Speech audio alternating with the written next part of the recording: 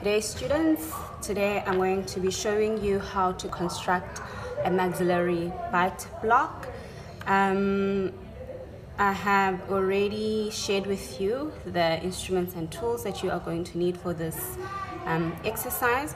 So right now I'm going to show you how to mark the guides that are going to assist you in the construction of your bite block. So I'm firstly going to mark all the landmarks that are going to assist me in identifying the posterior border of the bite block. So it is your maxillary tuberosity areas. Okay, if you are unsure of where to mark the maxillary tuberosity area, it's always a good point to look at your model from the side so that you can be able to tell where the prominency starts and where it ends. So after you would have identified your maxillary tuberosity landmark, you will then need to mark 1 millimeter distal to the tuberosity, your hamular notch area. So 1 millimeter away is my hamular notch,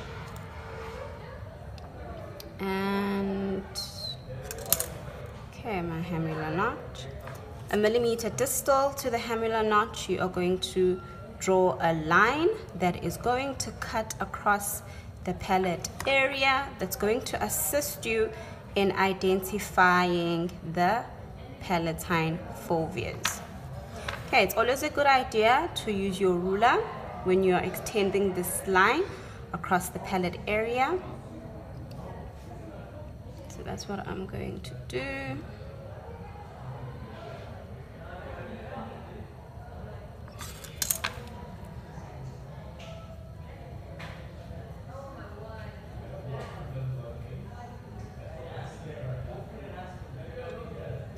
Two millimeter anterior to this line, you find your palatine foveas on either side of the midline of the model. Now we all know that the midline of the model is aligned to the palatine raphe. So I'm going to draw my or the midline of the model, making sure that it is aligned to the palatine raphe. Okay, and I'm going to join my line. Okay, so 2 millimeters anterior to this line here, you would find your palatine fovea. So it's about there. Okay, and then 2 millimeters anterior to the palatine fovea is where the posterior border for your bite block should lie. So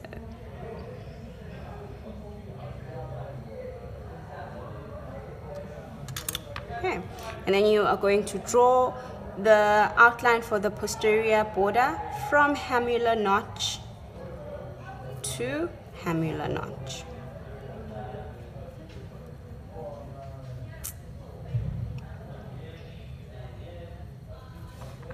Okay, now I'm going to identify the palatine, the incisive papilla,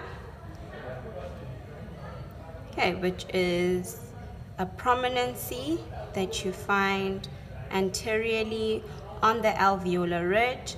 The incisive papilla becomes more visible when a person has lost their anterior teeth. So I have identified my incisive papilla, and then I am going to half my incisive papilla like so. Okay, and remembering from the theory that it is important that where the bite rim lies anteriorly resembles how the natural teeth are in the natural mouth. So we all know that the anterior teeth have an inclination to give lip support to the, lip support.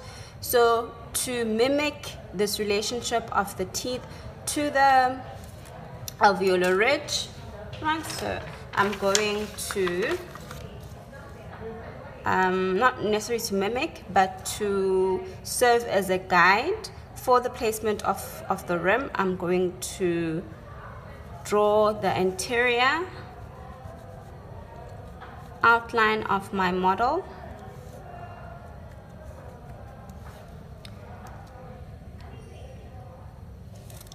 On a piece of paper, right, just the interior portion. Okay, and without moving my model from this position, I will then measure from the center of the incisive papilla 10 millimeters in the interior direction. So the 10 millimeter point may lie on the landing area of my model, or it may lie on the piece of paper. So depending on how far in I have trimmed my model, then those are the two situations that you may have. So I'm going to place my ruler on the center there, and I want to see where my 10 millimeter, as you can see, my 10 millimeter actually is at that point there. Okay, so when I'll be placing my rim, I'm not going to need the piece of paper, but let's just say for instance, the point actually landed on the piece of paper. So let's say the point was there. So then what you will then need to do when it will be time for you to place your rim onto the recording base, you will then use that point there to guide you in terms of where you need to place the interior portion of your rim.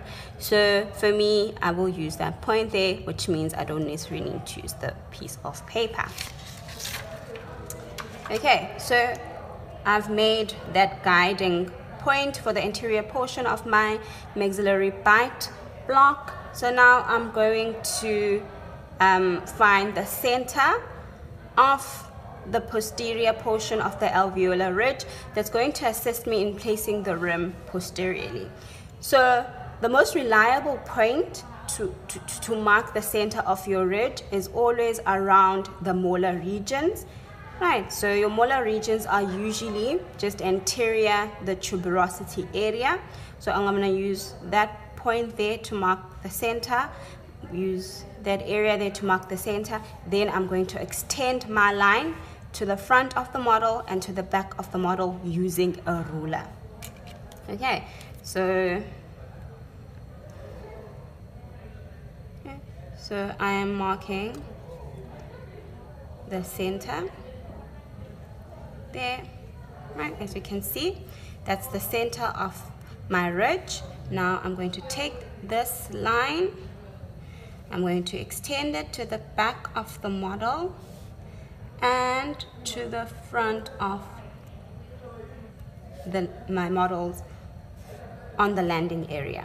Okay, I'm going to do the same this side. So I'm going to mark the center. Okay, and then I am going to extend, see, I'm going to extend that line to the front of my model and to the back of my model. Okay, what you can also do, which is not necessary for the maxillary bite block, but you know, just for precision, you can also transfer the middle of the anterior ridge to the side of your model or on the landing area. Okay, so that will be the and guys, just to be careful, the center of your anterior ridge may not necessarily correlate with the center of your incisive papilla. So you need to be very careful when doing this marking here. So, right. So those are the markings.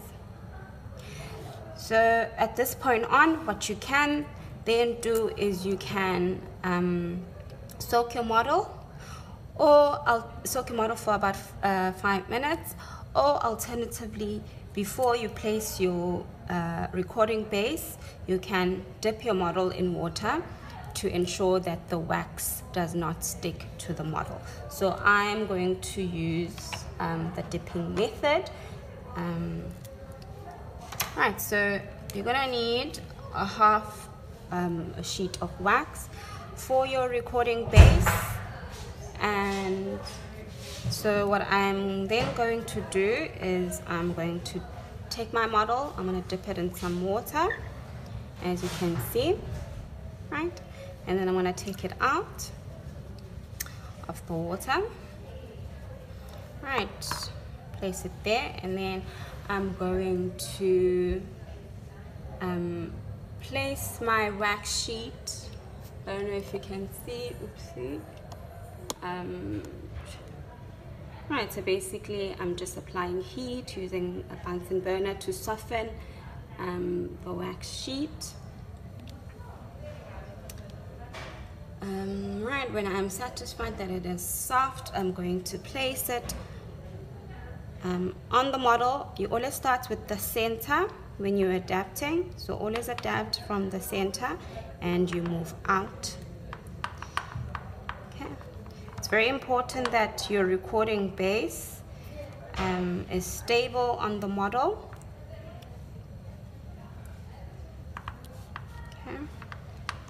And you also need to ensure that your wax actually goes into the sulcus area, because you will not be relieving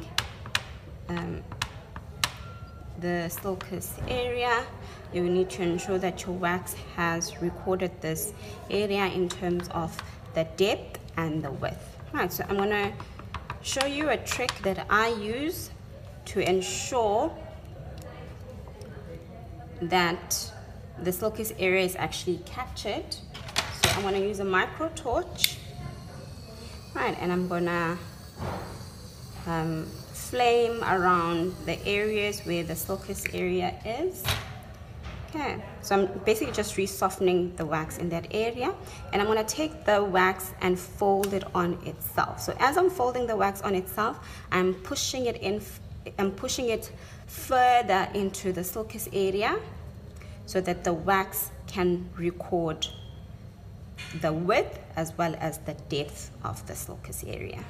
Okay, so if I find that my wax has hardened, what I will then do is again just re-flame my wax and fold the wax onto itself like so.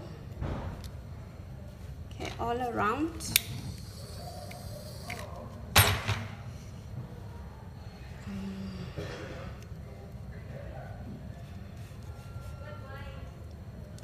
Over here, I don't really have much wax to fold into the sulcus area. So what I'm going to do is I'm going to cut excess wax. All right, I'm going to soften it using the Bunsen burner, and then I'm just going to stick it into the sulcus area. The nice thing about wax is that it is forgiving, in the sense that you can always add wax, and you can always carve it or remove whatever excess you do not need. So, okay. Right, so by using that technique of folding in the wax and shoving it in the sulcus area, right, I'm going to show you what you will have. So this is the situation that you will have. I don't know if it is clear, but if you look very carefully, you're going to see that you already have the thickness of the sulcus, which then would be the thickness of your border area, right? And you also have the depth, right? So let me just check if it is as clear as I see it. Okay, so by doing this method, it means later on when you will be finishing off your base plate, you do not necessarily need to worry about building the thickness of your borders. And also another thing that you don't have to worry about is making your borders smooth. So as you can see that my borders are already smooth, they have a uniform thickness. So the next thing that I just need to do now is just trim the excess. Right, so can you see the excess wax? So I'm going to trim away the thickness of the wax around the borders, and that will be my recording base constructed. So I'm going to use a wax knife, and I'm literally just going to trim this area. Some people may prefer using a scalpel blade because obviously it's much sharper. You may be able to do the trimming much quicker, but I just prefer using my wax knife. Okay.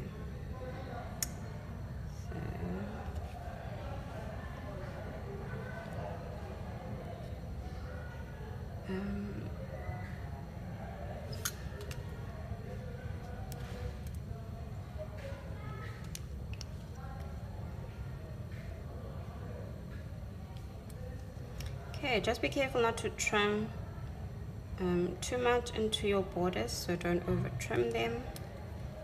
Okay, so basically that's my base plate completed, and I'm going to place it back onto the model. Just remove that excess wax. Alright, so I'm going to put it back on my model. Now what I'm going to do is I'm just going to flame it again, not too much, right? What you need to know is that the more you flame your wax, the more distorted it gets, and the properties of the wax actually also get affected. So you need to ensure that when you do flame that you do it very minimally. So I'm just flaming the base plate to ensure a better fit. So I'm going to flame it, so I'm basically just softening it, and then I'm going to push or readapt the wax onto the model. Right, so I want the base plate to have a nice tight fit against the model before I place on my rim. Okay, so that is my base plate or recording base completed. The next thing that I need to do is I need to place a wire strengthener onto my wax.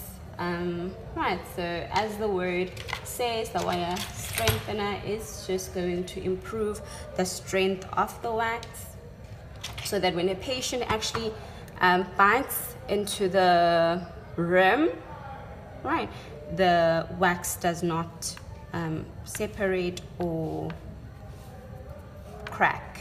All right, so before I bend the wire, let me just let you know what is the objective of the, not objective, what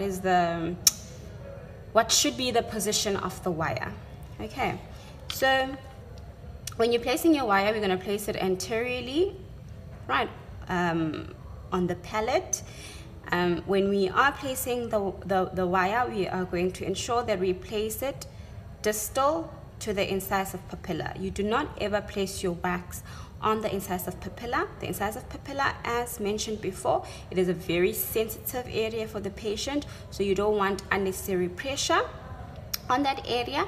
So we are going to place our wire strengthener distal to the incisive papilla. In terms of the length of the wire, you need to ensure that the wire runs from the premolar region,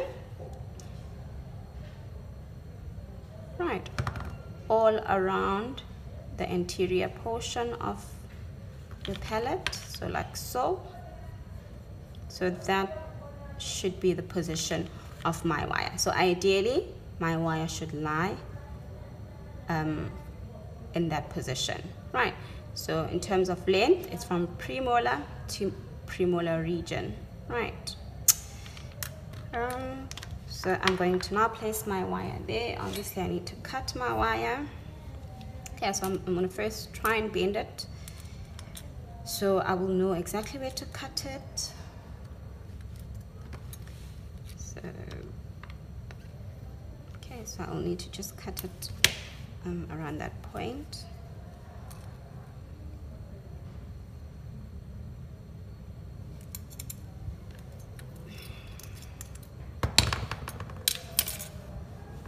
So now what I'm going to do is I'm going to apply a bit of heat on the wire using the Bunsen burner, and then I will place it on the required position. So a bit of heat, just be careful you don't burn your hands. Okay, and then I'm just going to push it in.